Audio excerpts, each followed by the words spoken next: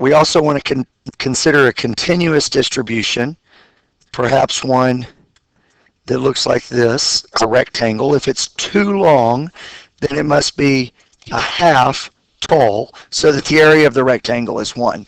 And I could ask you a variety of questions, such as, what's the probability if I randomly select something from that uniform distribution, a distribution that's uniform from 1 to 3, what's the probability I get something less than 2, less than that dotted line? Well, that's just half of the rectangle. You could multiply the length times the height, and that would work, or you could perhaps think of it logically.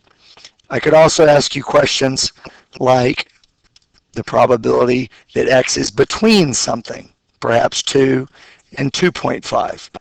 And that area is just 0.25.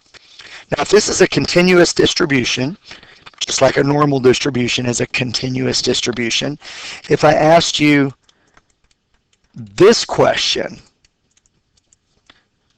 between those solid lines, it's still 0.25. And that's because in a continuous distribution, the probability that x is any particular number is actually 0. Now, in a discrete distribution where you've got a histogram and you have bars, that would be different. But these things are true for continuous distributions.